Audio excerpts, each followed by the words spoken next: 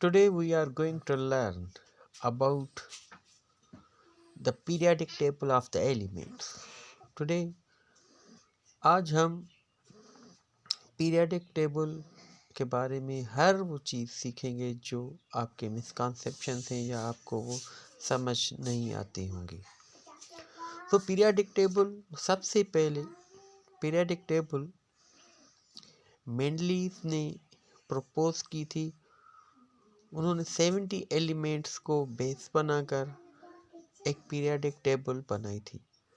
वो सबसे बड़ी खासियत जो उसकी थी वो इंक्रीजिंग मास नंबर और सिमिलर प्रॉपर्टीज़ की बुनियाद पर पीरियडिक टेबल तरतीब दी थी। यानी जो एटॉमिक मास नंबर था वो इंक्रीज हो रहा था तो और उनकी प्रॉपर्टीज़ जो सिमिलर प्रॉपर्टीज़ थी जिन जिन एलिमेंट्स की उनको उसने इकट्ठा रखा और इंक्रीजिंग मास को बुनियाद बनाकर उन्होंने तरतीब दी थी। ये 18 मिड 80s में मेंडलीव ने ये पीरियडिक टेबल दी थी। उसकी जो बेस था वो इंक्रीजिंग एटॉमिक मास और सिमिलर प्रॉपर्टीज़ की बुनियाद पर उन्होंने तरतीब दी थी। लेकिन 1930 में हेनरी मोज़ली जिन्होंने एटॉमिक नंबर दरियाफ्त भी किया था एलिमेंट्स का, so he arranged table in order of increasing atomic number. Henry Moseley ने एक पीरियडिक टेबल जो बनाई थी, तरतीब दी थी, वो एटॉमिक नंबर की बुनियाद पर बनाई थी। सबसे पहले तो हमें ये पता होना चाहिए कि हम एटॉमिक नंबर किसे कहते हैं और एटॉमिक मास किसे कहते हैं। एटॉमिक मास जो है वो नंबर ऑफ प्रोटॉन्स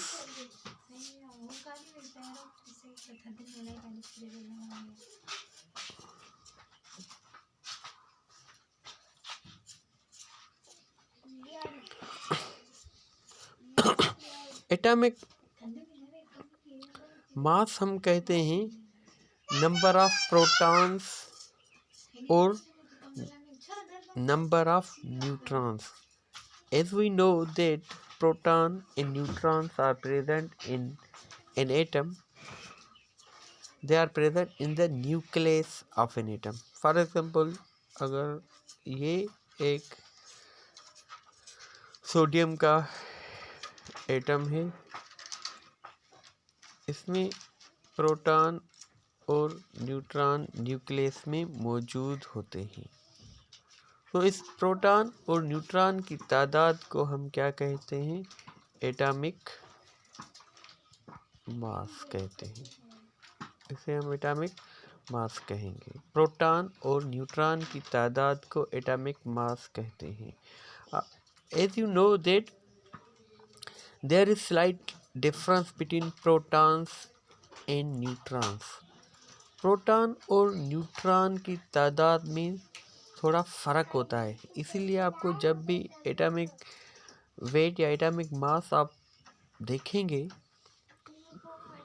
तो आपको उसमें डिफरेंस नज़र आएगा। प्रोटॉन फॉर एग्जांपल अगर सोडियम का एटॉमिक मास 23 है, सोडियम का एटॉमिक मास अगर 23 है, एटॉमिक नंबर 11 है तो हमें ये भी पता है कि जितने और एटॉमिक नंबर हम किसे कहेंगे, सबसे पहले ये इसको क्लियर करते हैं तो बाद में आपको मैं बताता हूँ। एटॉमिक मास हम कहते हैं प्रोटॉन और न्यूट्रॉन की तादाद को, और एटॉमिक नंबर हम कहते हैं प्रोटॉन की तादाद को। और हमें ये पता है कि जितने प्रोटॉन होते हैं उतने ही इलेक्ट्रॉन्स होते हैं, सॉरी, जितने प्रोटॉन्स होते हैं उतने ही इलेक्ट्रॉन्स होते हैं। तो अगर हमें और प्रोटॉन के तादाद को हम एटॉमिक नंबर कहते हैं, प्रोटॉन के तादाद को एटॉमिक नंबर कहते हैं, और प्रोटॉन और न्यूट्रॉन के तादाद को एटॉमिक मास कहते हैं। फॉर एग्जांपल, अगर हमें एक एलिमेंट दिया जाए, फॉर एग्जांपल सोडियम, जिसका एटॉमिक नंबर 11 है, एटॉमिक वेट 23 है, तो आप कैसे बता सकते हैं कि इसमें प्रोटॉन्स की तादाद कितनी है, न्यूट्रॉन्स की तादाद कितनी है और इलेक्ट्रॉन्स की तादाद कितनी है? हमें पता है कि ये 11 इसका एटॉमिक नंबर है और एटॉमिक मास 23 है। एटॉमिक नंबर अगर 11 है तो हमें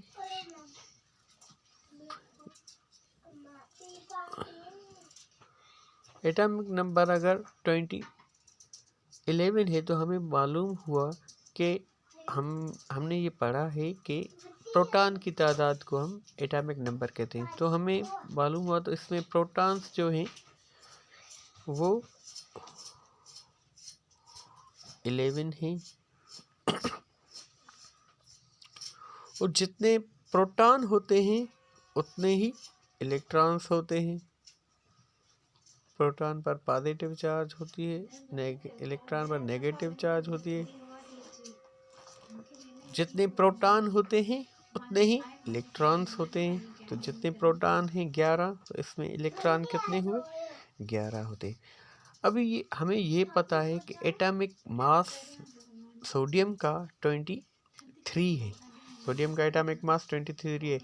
मैंने आपको बताया। तो प्रोटॉन और न्यूट्रॉन के तादाद को हम क्या कहते हैं? एटॉमिक मास कहते हैं। ठीक है, प्रोटॉन और न्यूट्रॉन के तादाद को हम एटॉमिक मास कहते हैं। अगर प्रोटॉन 11 है तो इसका एटॉमिक मास 23 है। अगर प्रोटॉन 11 है, अगर 23 में से आप 11 प्रोटॉन निकाल देंगे तो कितने बचेंगे? न्यूट्रॉन बचेंगे। तो प्रोटॉन से एटॉमिक मास 23 में से प्रोटॉन कितने हैं? 11 हैं। वो अगर हम इसमें माइनस कर देंगे तो कितने बचेंगे? 12। ये क्या हुए? न्यूट्रॉन्स की तादाद। फाइनली हमने मालूम कर दिया कि इसमें न्यूट्रॉन्स जो हैं 12 है। इस तरह आपको मालूम हुआ कि न्यूट्रॉन्स की तादाद और प्रोटॉन्स की तादाद में कुछ डिफरेंस है, थोड़ा सा डिफरेंस होता है। प्रोटॉन्स की और न्यूट्रॉन्स की तादाद में कुछ डिफरेंस होता है। इन प्रोटॉन आप कह सकते हो कि न्यूट्रॉन की बनिस्बत कम हेवियर है, न्यूट्रॉन ज़्यादा हेवियर होता है प्रोटॉन्स के मुकाबले में, लेकिन the difference is slightly very very low. वो ज़्यादा डिफरेंस नहीं होता है, थोड़ा सा एक स्लाइटली डिफरेंस होता है प्रोटॉन्स और न्यूट्रॉन्स की तादाद में। इसीलिए ये जो एटॉमिक मास हमें डिफरेंस एटॉमिक मास नंबर हमें मिलते हैं। तो आगे बढ़ते हैं।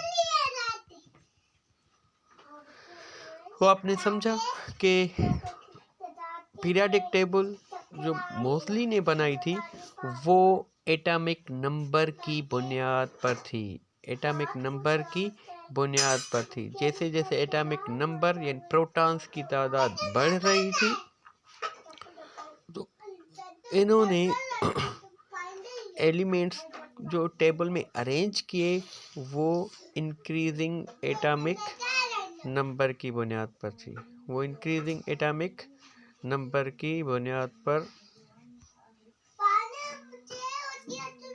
अरेंज की हेनरी मोजली ने 1930 में। He determine atomic number of elements in arranged, इन्होंने एटॉमिक नंबर डिटरमाइन भी किया था जैसा कि मैंने आपको बताया।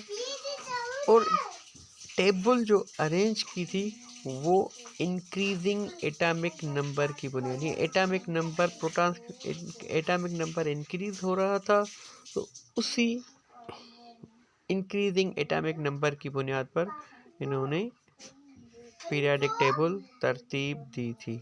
और ये ही पीरियाडिक टेबल आज हम पढ़ते हैं और इससे ही एक अच्छी पीरियाडिक टेबल माना जाता है। हालांकि पीरियाडिक टेबल मेनली इसने बनाई थी, उन्होंने भी बहुत सारी खूबियों के साथ वो पीरियाडिक टेबल अरेंज की थी, लेकिन उसमें बाद में जाके मसले पैदा हो रहे थे। इसीलिए मोजली की जो एटॉमिक पीरियाडिक टेबल थी वो लॉजिकली और उसमें बहुत सारी दूसरी भी खुसूसियात थी, इसीलिए मोजली की पीरियाडिक टेबल को पजीराई मिली और आज भी वो हम इस्तेमाल करते हैं। So what is periodic table? Periodic table है क्या? What is periodic table? जैसे कि नाम से ही जाहिर है, पीरियाडिक, पीरियाडिक मीन्स अरसा, पीरियड मीन्स दौरान या अरसा। So regular variations of properties with increasing atomic weight, जो जैसे जैसे हम एटॉमिक नंबर एटॉमिक वेट बढ़ता जाएगा एलिमेंट्स का, तो उनकी केमिकल प्रॉपर्टीज़ और फिजिकल प्रॉपर्टीज़ में भी तब्दीलियां आती जाएंगी। थोड़े थोड़े दौरानिए के बाद प्रॉपर्टीज़ में यानी फिजिकल प्रॉपर्टीज़ और केमिकल प्रॉपर्टीज़ में तब्दीलियां आती जाएंगी जैसे ही हम आगे एटॉमिक वेट के हिसाब से बढ़ते जाएंगे।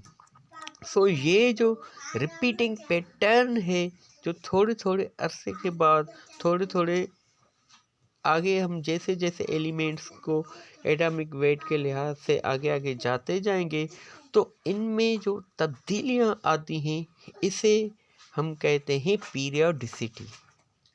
पीरियाडिसिटी, यानी जो थोड़े थोड़े अरसे के बाद चेंजेस एलिमेंट्स में, उनकी प्रॉपर्टीज़ में, उनकी फिजिकल प्रॉपर्टीज़, केमिकल प्रॉपर्टीज़ में जो ये रिपीटिंग पैटर्न बनते हैं, इसे हम कहते हैं पीरियाडिसिटी, और इसे हम पीरियाडिक लॉ भी कहते हैं।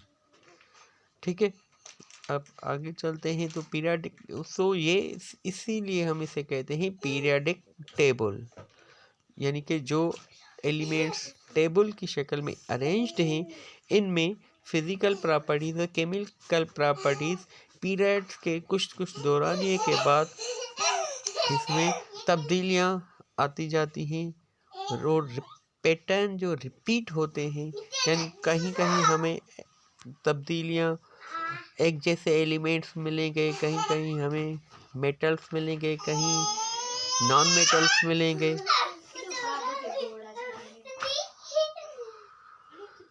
तो आगे चलते हैं। जो मेनली जो है मोस्टली की पीरियाडिक टेबल थी, उसने कैसे अरेंज की थी? एक तो हमें पता चल गया था मोस्टली की जो पीरियाडिक टेबल थी वो इंक्रीजिंग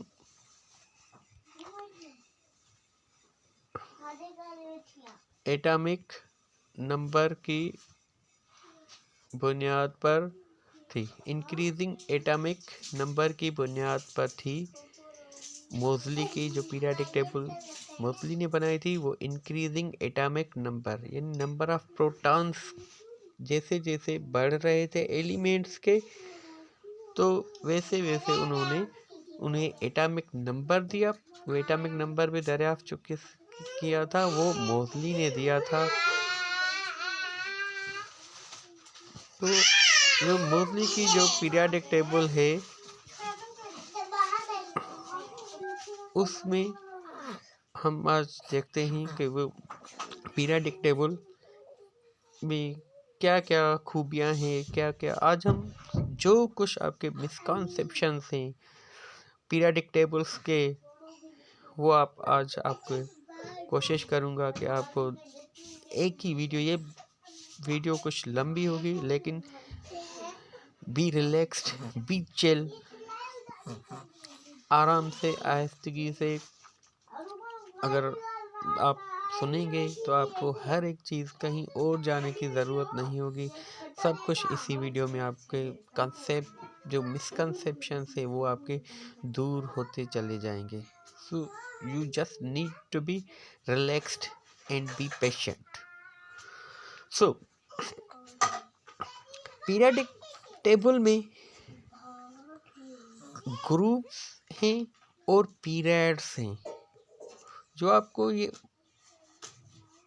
वर्टिकल ग्रुप जो पीरियडिक टेबल में हैं वो 8 ग्रुप हैं और जो पीरियड्स हैं वो 7 पीरियड्स हैं। क्लियर? जो वर्टिकल कॉलम्स ऑफ एलिमेंट्स हैं उसे हम ग्रुप कहेंगे और जो हॉरिजॉन्टल लाइंस हैं, हॉरिजॉन्टल रो ऑफ एलिमेंट्स है उसे हम पीरियड्स कहेंगे। चलते हैं टेबल पर। तो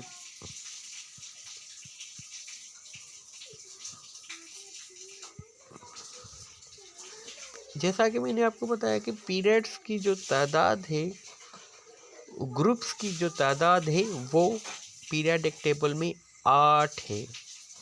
ग्रुप्स की तादाद जो पीरियडिक टेबल है वो 8 है। फर्स्ट ए, इसे हम कहते हैं, नाम देते हैं कि ग्रुप जो है ना 2 हिस्सों में बांटे गए हैं। एक का ग्रुप ए कहेंगे और दूसरे को ग्रुप बी कहेंगे। जो ग्रुप ए की तादाद है वो ग्रुप 8 है। ये third A, fourth A, fifth A, sixth A, seventh A, eighth A. So these vertical columns are called periods. With what groups? Sorry, vertical columns of elements are called groups. और जो ये horizontal lines है, horizontal row of elements है, इसे हम कहते हैं periods. तो 7 पीरियड्स हैं। कौन से हैं ये? 7 पीरियड्स हैं। ये फर्स्ट पीरियड, ये सेकंड पीरियड, ये येलोइश थर्ड पीरियड, ग्रीन वाला फोर्थ, फिफ्थ, ये सिक्स्थ और ये सेवेंथ। ये सेवेंथ पीरियड्स जो हैं वो 7 पीरियड्स हैं। सो हम इन्हें तफसील से पढ़ेंगे। बहुत ही इंटरेस्टिंग है। तो let's proceed further. Periodic groups and जो पीरियडिक टेबल जो आपको मैंने अभी दिखाई कि इसमें 8 ग्रुप्स हैं और 7 पीरियड्स हैं। 8 ग्रुप्स हैं और 7 पीरियड्स हैं।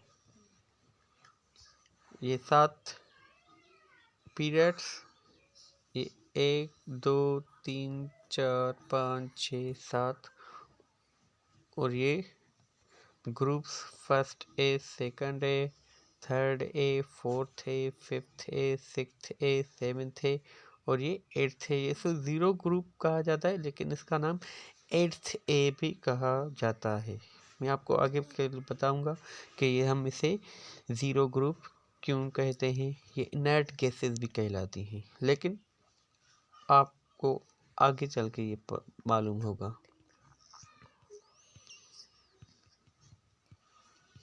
ठीक है, तो इसमें जो एलिमेंट्स दिए गए हैं, फर्स्ट इस पीरियाडिक टेबल्स में मेटल्स भी हैं, नॉन मेटल्स भी हैं, ट्रांजिशन एलिमेंट्स हैं, अल्कली मेटल्स हैं, अल्कलीन अर्थ मेटल्स हैं, हेलोजन्स हैं, इनर्ट गैसेस। तो आज मैं आपको ये सारी चीज़ें बताऊंगा आहिस्ता आहिस्ता से। जो फर्स्ट ए के एलिमेंट्स हैं, जो फर्स्ट ए के एलिमेंट्स हैं, हाइड्रोजन के अलावा, हाइड्रोजन के अलावा जो फर्स्ट ए के एलिमेंट, लेकिन ये जो हाइड्रोजन है वो फर्स्ट ए में ही आता है, लेकिन ये मेटल नहीं है, ये गैस है। आगे चल के हम बताएंगे आपको कि हाइड्रोजन क्यों फर्स्ट ए में शामिल है या नहीं है, इसकी प्रॉपर्टीज। दूसरी ये आपको जो एप्पल ग्रीन कलर की हाइड्रोजन नज़र आ रही है, इसकी प्रॉपर्टीज़ यहाँ पर जो ये एप्पल ग्रीन वाला पोर्शन नज़र आ रहा है, इसकी प्रॉपर्टी इनसे भी मिलती हैं। तो आप ये कह सकते हैं फिर इसको इनके साथ क्यों नहीं रखा गया, क्योंकि मुरली की जो वो पीरियाडिक टेबल थी वो तो थी एटॉमिक नंबर की बुनियाद पर, तो इसलिए ये अनडिसाइडेड है अभी तक हाइड्रोजन की पोजीशन, लेकिन फिर भी हम इसको मान कर चलते हैं फर्स्ट ए का एलिमेंट्स। ठीक है, लेकिन इसकी पोजीशन अनडिसाइडेड है, इसीलिए इसको यहाँ पर रखा गया है। इसको इसलिए यहाँ पर रखा गया है कि इसके वैलेंस शेल में एक इलेक्ट्रॉन है। ठीक है, वो आगे चल के मैं बताऊंगा तो वैलेंस शेल क्या होता है। फर्स्ट ए के एलिमेंट्स क्या कहलाते हैं, फर्स्ट ए के एलिमेंट्स क्या कहलाते हैं, फर्स्ट ए के एलिमेंट्स कहलाते हैं अल्कली मेटल्स। अल्कली मेटल्स, ये फर्स्ट ए के एलिमेंट्स कहलाते हैं अल्कली मेटल्स।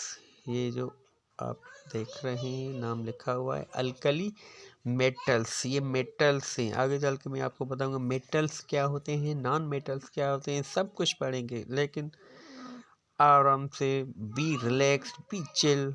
अगर थक गए हैं तो पानी पिए, इस पास करके आप फिर वीडियो देख सकते हैं, क्योंकि हम ये सारी चीज़ें आज पढ़ेंगे। B relaxed. सो ये फर्स्ट ए के एलिमेंट्स अल्कली मेटल्स कहलाते हैं, सेकंड ए के एलिमेंट्स कहलाते हैं alkaline earth metals, alkaline earth metals. ठीक है, यहाँ पर ये आपको नज़र आ अल्कली, ये मेटल्स हैं, ये भी मेटल, फर्स्ट ए और सेकंड ए दोनों ही मेटल्स हैं, लेकिन नाम में फ़र्क है। ये अल्कली मेटल्स हैं और ये अल्कली अर्थ मेटल्स हैं। ठीक है, और ये ग्रुप बी के जो ये आपको बी ग्रुप जो नज़र आए, सेकंड, ये third B, fourth B, fifth B, sixth B, seventh B, first B, ये जो एलिमेंट्स आपको ये बीच वाले नज़र आ रहे हैं, इससे हम कहते हैं ट्रांजिशन मेटल्स। ये भी मेटल्स ही हैं, ये, लेकिन हम इन्हें कहते हैं ट्रांजिशन मेटल्स, ट्रांजिशन मेटल्स।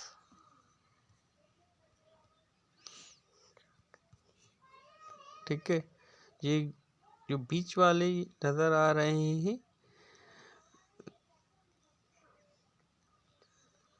ये कहलाते हैं ट्रांजिशन मेटल्स।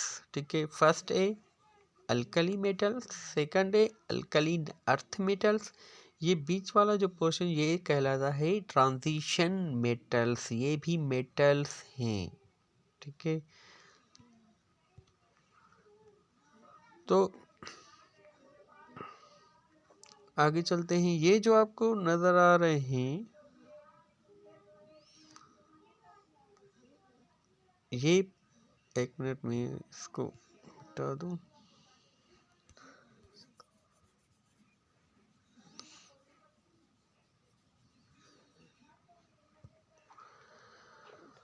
ये जो पोर्शन आपको पर्पल कलर में नज़र आ रहा है, ये भी मेटल्स हैं, लेकिन ये अदर टाइप्स ऑफ मेटल्स हैं, आगे चलकर हम आपको बताएंगे। तो these are also metals, purple colour वाले, these are also metals but these are other types of metals. ठीक है, और ये जो नज़र आ रहे हैं आपको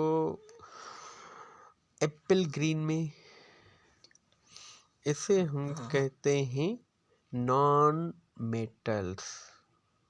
ये जो है नॉन मेटल्स, एप्पल ग्रीन में जो आपको नज़र आ रहे हैं ये कहलाते हैं नॉन मेटल्स। ठीक है, नॉन मेटल्स एलिमेंट्स कहलाते हैं। सेवेंथ ए ग्रुप जो येलो कलर में है, ये सारा ग्रुप कहलाता है halogens. Fluorine, chlorine, bromine, iodine वगैरह जो इसमें आ जाते हैं ये कहलाते हैं हेलोजन एलिमेंट्स। सेवेंथ ए के कहलाते हैं हेलोजेंस।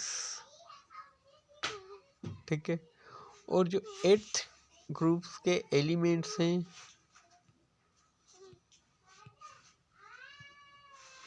ये कहलाती हैं इनर्ट गैसेस या इनर्ट एलिमेंट्स। इनर्ट गैसेस या इनर्ट एलिमेंट्स। ठीक है, ये ग्रुप जो कहलाता है एट्थ है इनर्ट एलिमेंट्स या इनर्ट गैसेस। ये हीलियम, नियॉन, आर्गन, करप्टन, जेनन, रेडन, जो आपको ये एलिमेंट्स नज़र, ये सारी गैसेस हैं। ये इनर्ट इसलिए कहलाती हैं क्योंकि इनके लास्ट शेल में 8 इलेक्ट्रॉन होते हैं। हम ये जानते हैं कि जो इसका जो भी एलिमेंट है, अगर उसके लास्ट शेल में 2 या 8 इलेक्ट्रॉन्स होते हैं तो वो अनरिएक्टिव होता है, वो रिएक्ट नहीं करता है, क्योंकि बॉन्ड बनाने के लिए आपको इलेक्ट्रॉन देना पड़ता है या लेना पड़ता है या लूज़ करना पड़ता है। तो ये इनका जो लास्ट वाला मिसाल के तौर पर हीलियम है, हीलियम के लास्ट शेल में 2 इलेक्ट्रॉन्स हैं। तो ये जो आपने अगर पढ़ा होगा एक लॉ है, लॉ ऑफ डुप्लेट और लॉ ऑफ ऑक्टेव। डुप्लेट में क्या होता है, हर एटम चाहता है मेरे पास 2 इलेक्ट्रॉन हो वैलेंस शेल में। वैलेंस शेल हम कैसे कहते हैं, जो लास्ट वाला शेल है उसे हम कहते हैं वैलेंस शेल। ठीक है, जो एटम का लास्ट वाला आउटर मोस्ट शेल भी हम उसे कहते हैं, उसे हम कहते हैं वैलेंस शेल। हीलियम के में आखिर में 2 इलेक्ट्रॉन से, तो ये अनरिएक्टिव है। अनरिएक्टिव हम इस सेंस में कहते हैं क्योंकि इनके पास 2 इलेक्ट्रॉन्स लास्ट शेल में मौजूद हैं, 2 इलेक्ट्रॉन्स लास्ट शेल में मौजूद हैं। ठीक है, ये हीलियम की He है, सॉरी हाइड्रोजन की एक है, उसमें हाइड्रोजन में एक होता है तो वो अपना दो इलेक्ट्रॉन पूरे करने के लिए वो किसी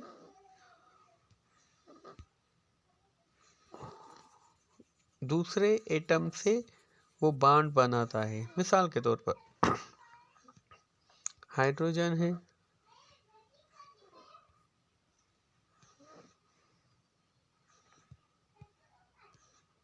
सॉरी जस्ट अ मिनट।